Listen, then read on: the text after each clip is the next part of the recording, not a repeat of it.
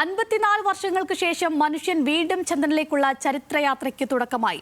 നാസയുടെ ആർടെമിസ് 2 ദൗത്യം ഇന്ത്യൻ സമയം പുലർച്ചെ 4:06-ന് ഫ്ലോറിഡയിലെ കെന്നഡി സ്പേസ് സെന്ററിൽ നിന്നും വിജയകരമായി വിക്ഷേപിച്ചു. 10 ദിവസം നീണ്ടു നിൽക്കുന്ന ദൗത്യം ചന്ദ്രനെ വലം വെച്ച് സുരക്ഷിതമായി ഭൂമിയിൽ തിരിച്ചെത്താനാണ് ലക്ഷ്യമിടുന്നത്. വിവരങ്ങളുമായി സോന ജോസഫ് ചെയ്യുന്നുണ്ട്. സോന, നീണ്ട 54 വർഷത്തിന് ശേഷമുള്ള ഒരു ചരിത്ര നിമിഷത്തിനാണ് ലോകം ഇന്ന് സാക്ഷ്യം വഹിച്ചിരിക്കുന്നത്. എന്താണ് അതിന്റെ വിശദാംശങ്ങൾ? തീർച്ചയായും അഞ്ജലി, 50 വർഷത്തിന് ശേഷം മനുഷ്യനെ ചന്ദ്രനിലേക്ക് എത്തിക്കുന്ന തരത്തിലുള്ള ഒരു ദൗത്യമാണ് ഇപ്പോൾ നാസ ഏറ്റെടുത്തിരിക്കുന്നത്. ആർടെമിസ് 2 എന്ന് പറയുന്ന ദൗത്യം അത് ഇന്ത്യൻ സമയം 4:06-ഓടെ ഫ്ലോറിഡയിലെ കെന്നഡി സ്പേസ് സെന്ററിൽ നിന്നും വിക്ഷേപിച്ചിരിക്കുകയാണ്. ആദ്യം ചെറിയ തരത്തിലുള്ള സാങ്കേതിക പ്രശ്നങ്ങൾ ഉണ്ടായിരുന്നെങ്കിലും വിക്ഷേപണം വിജയകരമായി പൂർത്തിയാക്കിയിരിക്കുകയാണ്. ഇതെന്ന് പറയുന്നത് ഈ മനുഷ്യനെ ചന്ദ്രനിൽ എത്തിക്കുന്ന ഏറ്റവും വലിയൊരു ചരിത്രപരമായ ദൗത്യം എന്നതിനപ്പുറം ഇതിനകത്ത് മറ്റു തരത്തിലുള്ള വലിയ പ്രത്യേകതകളുമുണ്ട്. അതായത് ആദ്യമായി ഒരു സ്ത്രീയും കറുത്ത വർഗ്ഗക്കാരനും ചാന്ദ്രപഥത്തിലേക്ക് എത്തുന്നു എന്നുള്ളൊരു ദൗത്യമാണ് ഇതിനകത്തുള്ളത്. 4 ബഹിരാകാശ സഞ്ചാരികളാണ് ഈ പേടകത്തിനകത്തുള്ളത്. റീഡ് വൈസ്മാൻ, അദ്ദേഹം അതിലെ കമാൻഡറാണ്. അതുപോലെ തന്നെ വിക്ടർ ഗ്ലോവർ ഇതിൻ്റെ പൈലറ്റാണ്. ഇദ്ദേഹമാണ് ചന്ദ്രനിലേക്ക് അയക്കപ്പെടുന്ന ചരിത്രത്തിലെ തന്നെ ആദ്യ കറുത്ത വർഗ്ഗക്കാരൻ. അതുപോലെ തന്നെ ക്രിസ്റ്റീന കോച്ച് ആദ്യത്തെ വനിതയാണ്. ഈ ചന്ദ്രനിലേക്കുള്ള ദൗത്യത്തിലെ ആദ്യത്തെ ഒരു വനിത എന്ന് ഇത് വിശേഷിപ്പിക്കാം. അതുപോലെ തന്നെ ജെറമി ഹാൻസൺ, കാനഡയിൽ നിന്നുള്ള ആദ്യ സഞ്ചാരി. അങ്ങനെ 4 പേരാണ് ഈ യാത്രയിൽ ഉള്ളത്. ലോകത്തിലെ തന്നെ ഏറ്റവും കരുത്തുറ്റ റോക്കറ്റായ SLS എന്ന റോക്കറ്റാണ് ഇതിനായിട്ട് വിക്ഷേപിച്ചിരിക്കുന്നത്. ഓറിയോൺ എന്ന പേടകത്തിലാണ് ഈ ബഹിരാകാശ യാത്രികർ സഞ്ചരിക്കുന്നത്. അതുപോലെ തന്നെ ഏകദേശം 10 ദിവസം നീണ്ടു നിൽക്കുന്ന ഒരു യാത്രയാണിത്.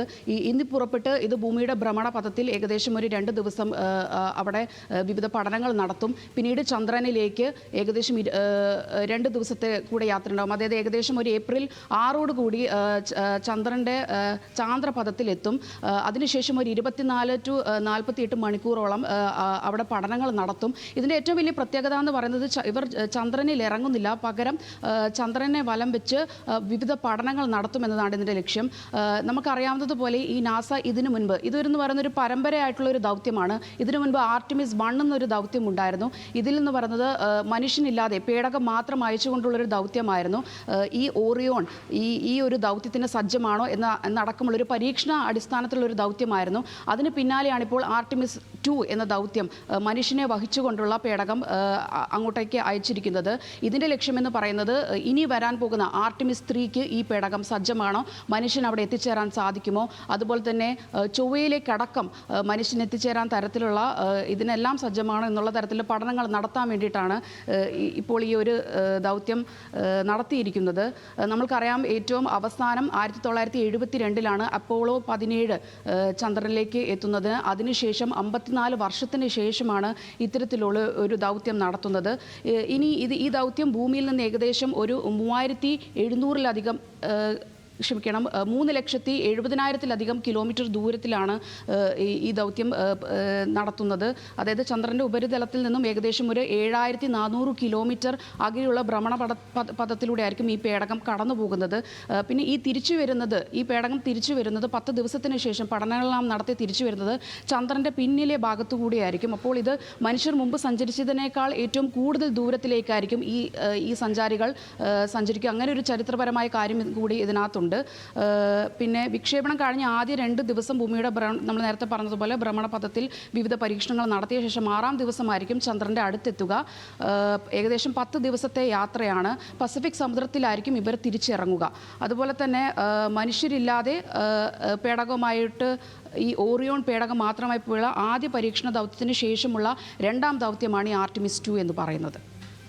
സോന പറഞ്ഞതുപോലെ ഒരുപാട് ചരിത്ര പ്രാധാന്യമുള്ള ഒരു ദൗത്യമാണിത്. അങ്ങനെയാണെന്നുണ്ടെങ്കിൽ ഈ പരീക്ഷണം വിജയിക്കുകയാണെങ്കിൽ അപ്പോളോയ്ക്ക് ശേഷം ആർടെമിസ് 3 വരുമ്പോൾ ഈ മനുഷ്യൻ ചന്ദ്രനിലേക്ക് കാലുകുത്തുന്ന ഒരു ദൗത്യത്തിന് കൂടിയല്ലേ ശാസ്ത്രലോകം വേദിയാവുന്നത്?